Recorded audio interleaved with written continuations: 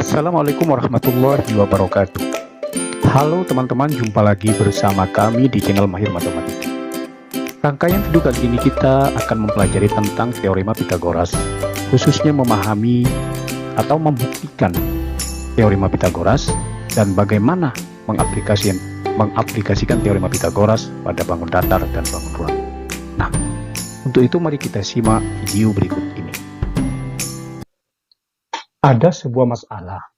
Kita lihat pada gambar seorang tukang. Ini ingin membuat sudut siku bangunan.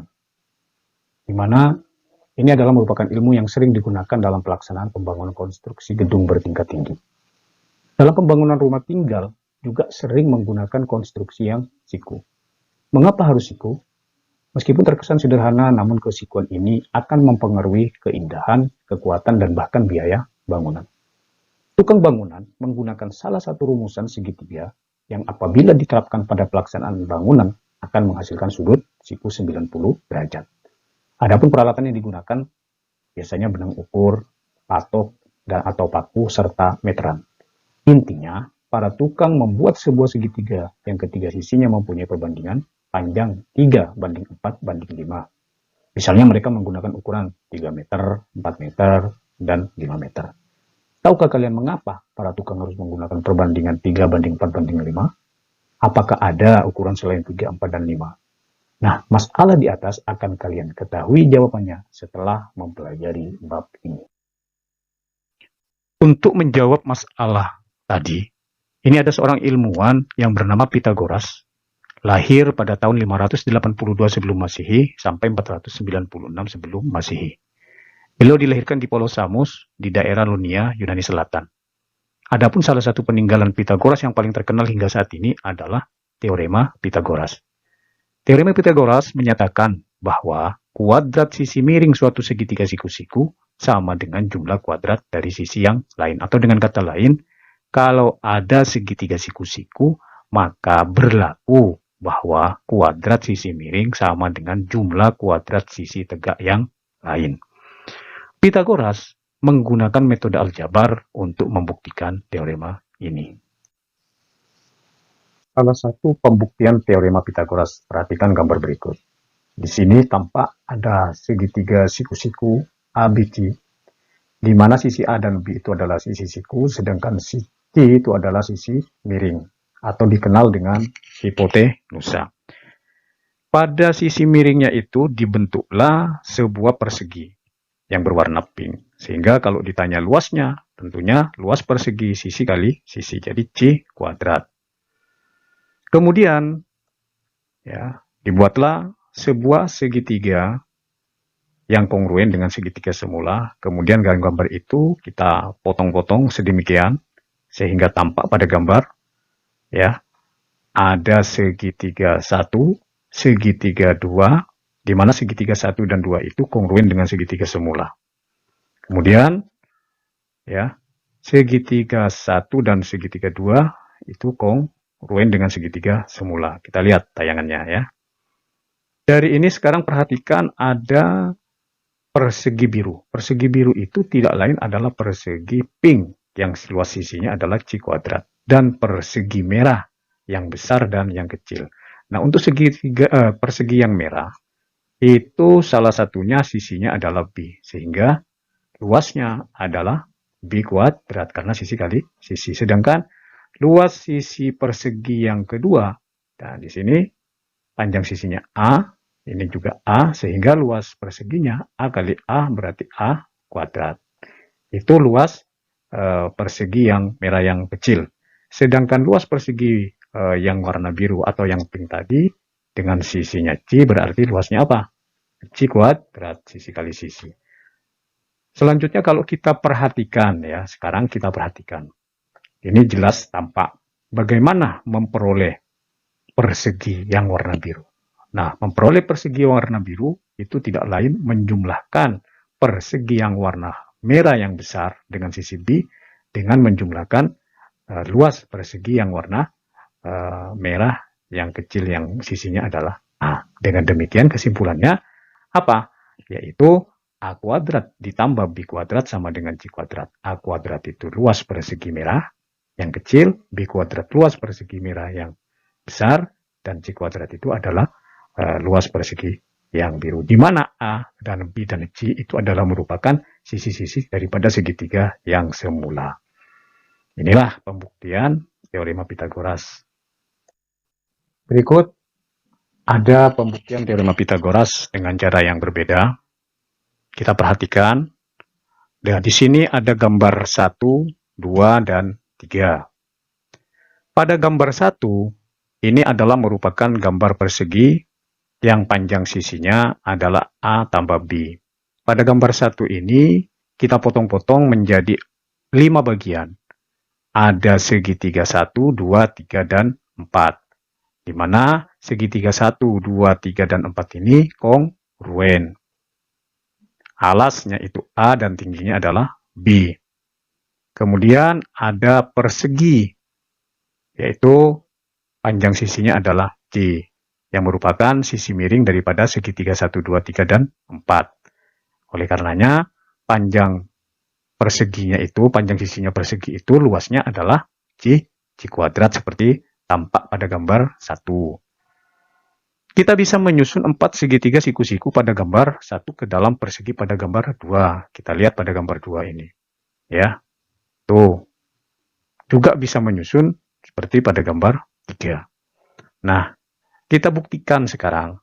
Apakah benar bahwa A kuadrat tambah B kuadrat sama dengan C kuadrat? Buktinya kita lihat ya pada gambar 1. Luas persegi pada gambar 1 ya, luas persegi pada gambar 1 yaitu luas persegi pada gambar 1 sisi kali sisi. Sisinya adalah tidak lain A tambah B. Berarti sisi kali sisi berarti A tambah B kuadrat. Sama dengan luas 4 segitiga. Jadi ada 4 segitiga yang kongruen. Setengah kali alas kali tinggi. Setengah alasnya itu A dan tingginya adalah B. Kemudian luas persegi yang putih. Ya, yang putih ini yang maksudnya ini. Nah, ini ya. Sehingga di sini apa? Adalah C kuadrat. Kalau kita uraikan, maka ini menjadi A kuadrat tambah 2AB ditambah B kuadrat. 4 kali setengah AB berarti 2AB ditambah C kuadrat. Nah, antara ruas kiri dan ruas kanan, karena sama-sama memuat 2AB, ya, ini kita kurangi. Jadi dikurangi dengan apa? 2AB. Sehingga ruas kiri menjadi A kuadrat tambah B kuadrat, dan ruas kanan 2AB dikurangi 2AB habis ya, berarti C kuadrat. Jadi terbuktilah bahwa berlaku A kuadrat tambah B kuadrat sama dengan C kuadrat. Inilah pembuktian teorema Pitagoras yang kedua. Setelah kita melihat pembuktian teorema Pitagoras tadi, maka kita dapat menyimpulkan ya teorema Pitagoras atau yang dikenal dengan rumus Pitagoras sebagai berikut. Perhatikan pada segitiga yang berwarna kuning, itu adalah segitiga siku-siku, dengan A dan B adalah sisi sikunya, sedangkan C adalah sisi miringnya. Jadi kesimpulannya apa? Ya, sesuai dengan teorema Pitagoras tadi, bahwa C kuadrat sama dengan A kuadrat ditambah B kuadrat. Kalau ditanya sisi miringnya. Kalau ditanya sisi sikunya, A kuadrat, ya dari penurunan rumus yang nomor 1 ini, menjadi A kuadrat sama dengan C kuadrat dikurangi B kuadrat. Demikian juga kalau ditanya bagaimana B kuadratnya. B kuadratnya itu adalah C kuadrat dikurangi A kuadrat. Nah, rumus di atas itu disebut dengan rumus teorema Pitagoras. Nah, setelah kita memahami tentang teorema Pitagoras, maka kita coba untuk mengerjakan beberapa contoh soal berikut. Di sini ada 3 soal. Perhatikan segitiga-segitiga berikut dan lengkapi besar sisi yang belum diketahui. Pada gambar 1, yaitu segitiga ABC, siku-sikunya di A. Siku-sikunya di A. Nah, untuk menentukan berapa panjangnya BC, jadi kalau kita tulis di sini BC kuadrat. Ya, jadi sisi miringnya yang ditanya BC kuadrat berarti apa? AC kuadrat ditambah dengan AB kuadrat. Jadi sisi sikunya AB dan AC, sedangkan BC itu adalah sisi miring. Karena sisi miringnya maka sesuai rumusnya adalah dijumlah.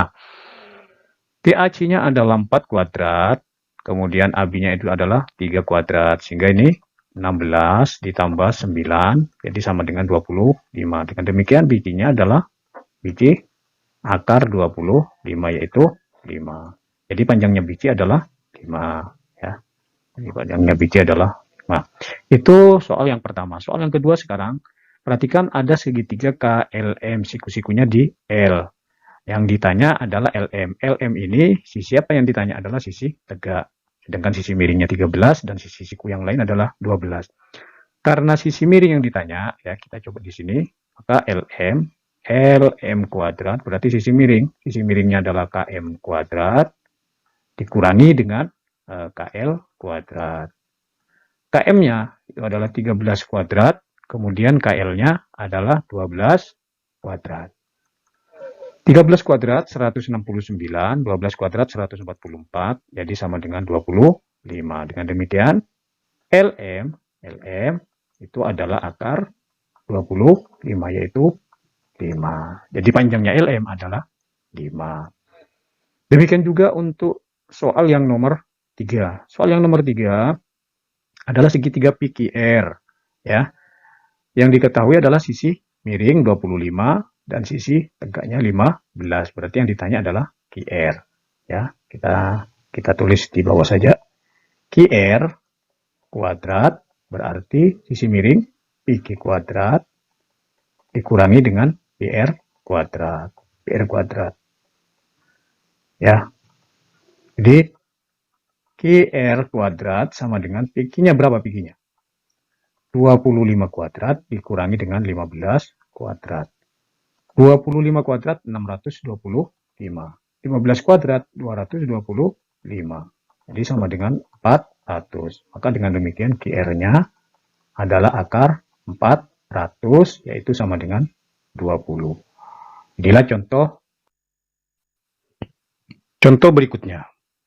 Perhatikan segi 4 di bawah ini. Hitunglah nilai biji. Ya. Jadi yang dihitung adalah nilai biji. Nah, untuk menghitung nilai biji, karena ini bukan segitiga gambarnya, tapi bangun ini bisa dibentuk menjadi dua segitiga dengan cara memberikan garis bantu dari titik B ke titik D, seperti tayangan berikut. Nah ini. Jadi sekarang ada dua segitiga, siku-siku, yaitu di AB sikunya di A, dan di CB sikunya di C. Yang ditanya adalah menghitung nilai biji. Jadi menghitung nilai biji, nah ini yang ditanya ya. Nah, untuk menentukan nilai biji, berarti kita melihat dulu segitiga di AB. Berarti kita cari garis BD.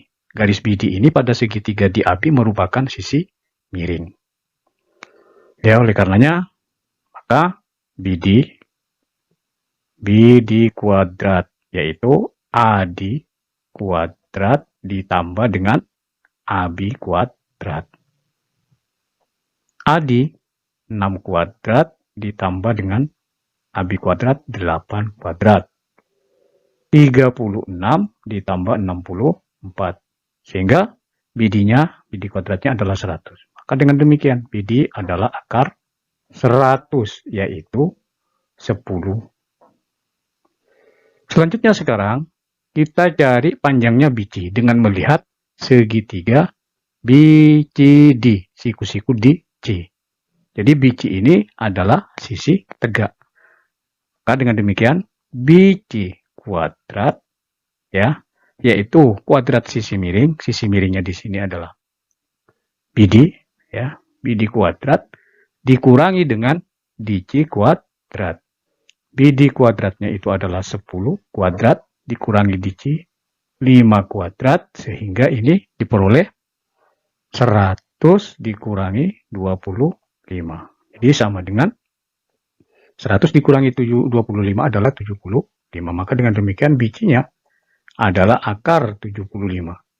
Akar 75 itu bisa dirubah menjadi 25 kali 3. Jadi akar 25 adalah 5 akar 3. Sehingga panjangnya biji adalah 5 akar 3. Berikut contoh aplikasi teorema Pitagoras pada bangun datar. Perhatikan contoh soal. ABCD adalah layang-layang, di mana AB sama dengan AC sama dengan 8. Jadi, ini diketahui AB-nya adalah 8, AC-nya juga 8. Berarti di sini sama ya. Ini 4, ini 4. Ini juga 8, karena layang-layang. Dan BD 6 akar 3. Jadi BD 6 akar 3.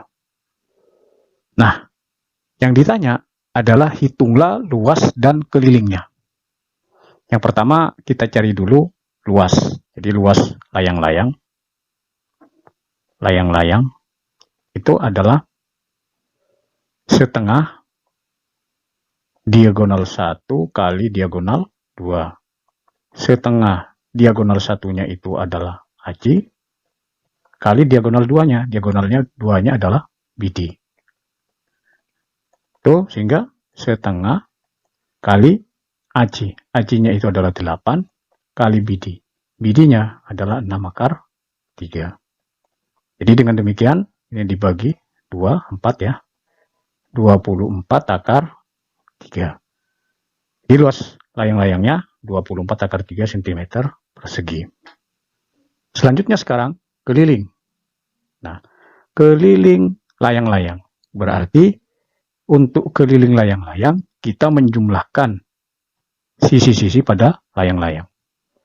Sisi-sisi yang dimaksud di sini adalah ini AD ditambah DC, ditambah BC, dan ditambah AB. Sementara AD dan DC-nya itu sama dan belum diketahui. Nah, oleh karenanya, untuk mencari panjangnya AD, kita lihat, nih ya, kita lihat segitiga siku-siku AOD. Ya. Kemudian, sebelum mencari panjangnya AD, kita cari dulu panjangnya OD dan OB. Yang warna biru itu adalah OB. Nah, karena di sini OB adalah merupakan sisi tegak pada segitiga BOC, maka kita cari dulu panjangnya OB. Jadi OB di sini OB kuadrat. Ya. Jadi sama dengan BC kuadrat dikurangi dengan OC kuadrat. 8 kuadrat dikurangi dengan 4 kuadrat, 64 dikurangi 16. Sehingga ini sama dengan 48. Maka dengan demikian OB-nya adalah akar 48. Akar 48 bisa dirubah 16 kali 3. Jadi sama dengan 4 akar 3. Jadi panjangnya OB adalah 4 akar 3. Oleh karenanya sekarang, berarti panjangnya OD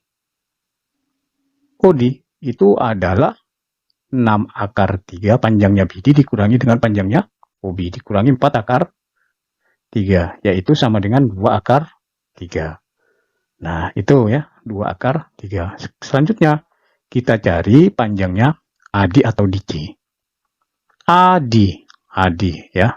AD kuadrat pada segitiga AOD itu merupakan segitiga sisi miring. Jadi AD kuadrat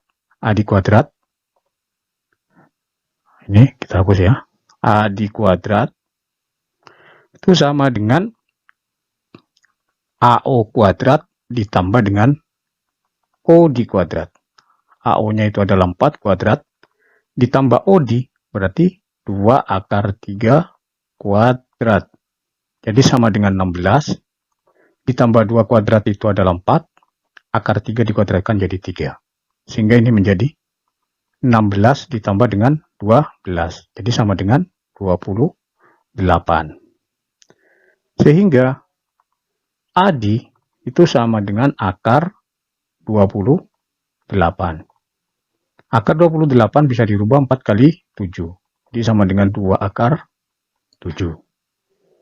Dengan begitu, maka keliling layang-layang itu berarti ya Adi, ditambah dengan Diki, ditambah dengan Abi, ditambah dengan BC. Sehingga Adinya itu adalah 2 akar 7, DC-nya juga 2 akar 7, ditambah Abinya.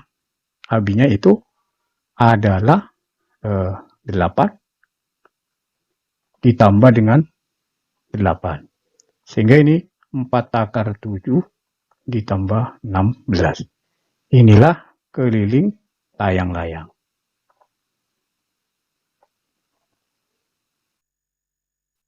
Contoh berikutnya, panjang kedua diagonal suatu belah ketupat adalah 12 dan 16.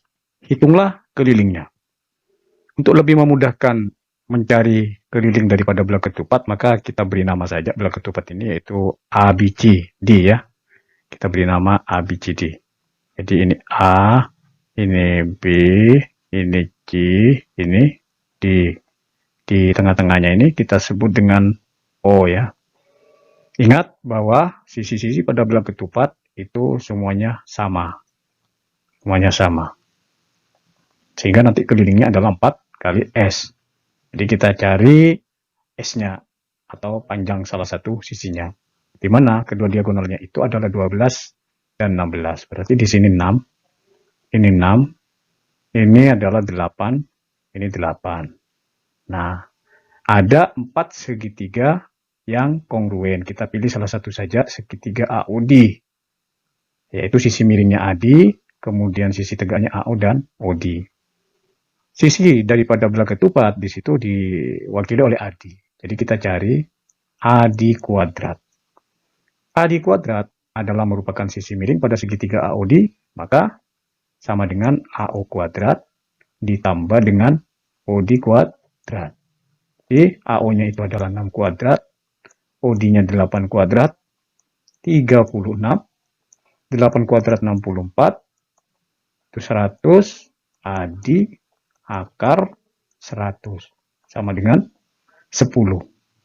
Dengan demikian, panjang sisinya, yaitu S, itu adalah sama dengan tadi, yaitu 10. Sekarang keliling belah ketupat, itu adalah 4 kali S. Jadi 4 kali 10. Jadi sama dengan 40. Inilah keliling belah ketupat yang dimaksud. Berikut adalah contoh aplikasi teorema Pythagoras pada bangun ruang. ABCD FG adalah sebuah kubus dengan panjang 25 cm. Hitunglah panjang EG, AG, dan CO. Jadi di sini kita akan mencari panjangnya. EG, AG, dan CO. Perhatikan untuk sementara kita cari dulu panjangnya EG. EG ini adalah merupakan diagonal sisi pada kubus, di mana EG ini berfungsi sebagai sisi miring pada segitiga IFG atau segitiga IHG. Karena sisi miring berarti sesuai dengan rumus Pythagoras, IF kuadrat ditambah dengan FG kuadrat. Jadi 5 kuadrat ditambah dengan 5 kuadrat, 25, ini 25, jadi sama dengan 50. Dengan begitu, EG adalah akar 50. Akar 50, 25 kali 2, sehingga ini menjadi 5 akar 2 cm. Maka panjangnya EG adalah 5 akar 2 cm. Selanjutnya, sekarang kita cari panjangnya AG. Panjangnya AG ini diwakili oleh garis yang berwarna kuning, tidak lain kita sebut dengan diagonal ruang pada kubus. Untuk mencari panjangnya AG, maka kita lihat segitiga AEG, sikunya di E. AG ini adalah juga sisi miring. Maka dengan demikian AG kuadrat sama dengan AE kuadrat ditambah dengan EG kuadrat. AE kuadrat adalah 5 kuadrat ditambah EG 5 akar 2 kuadrat.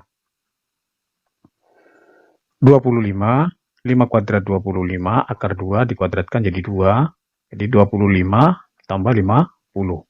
Sehingga ini menjadi 75.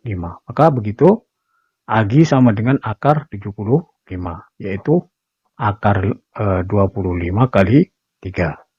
Jadi sama dengan 5 akar 3 cm. Jadi panjangnya Agi yang merupakan diagonal ruang itu adalah 5 akar 3. Ya. Untuk selanjutnya kita cari panjangnya CO. Kita lihat pada video berikut, yaitu garis CO itu berwarna biru. Nah, untuk garis CO ini juga termasuk sisi miring pada segitiga CGO, siku-siku J di Q. Ini ya. Nah, sesuai dengan rumus Pitagoras maka CO kuadrat itu berarti apa? OG kuadrat ditambah dengan CG kuadrat. OG itu adalah setengah daripada EG. Ya, setengah daripada EG kuadrat dan CG kuadrat. Nah, kita masukkan. EG panjangnya adalah 5 akar 2, berarti 5 akar 2 per 2 kuadrat ditambah dengan 5 kuadrat. Sehingga 5 kuadrat adalah 25, akar 2 itu adalah 2, 2 kuadrat dikuadratkan 4, ini 25. Jadi ini dicoret, ini berarti 25 per 2 ditambah dengan 25. Samakan penyebutnya, berarti 2, ini 25 ditambah dengan 50. Dengan demikian, CO itu, CO kuadrat adalah 75 per 2. CO berarti akar 75 per 2. Untuk memudahkan kita kalikan 2 per 2. Sehingga ini menjadi akar 150 per 4. Maka dengan demikian CO akar 4 itu adalah 2. Akar 150 bisa dirubah 25 kali 6. Dengan begitu, akar 25 itu adalah 5, akar 6 per 2. Maka panjangnya CO adalah 5 akar 6 per 2 cm. Demikianlah untuk pembelajaran hari ini.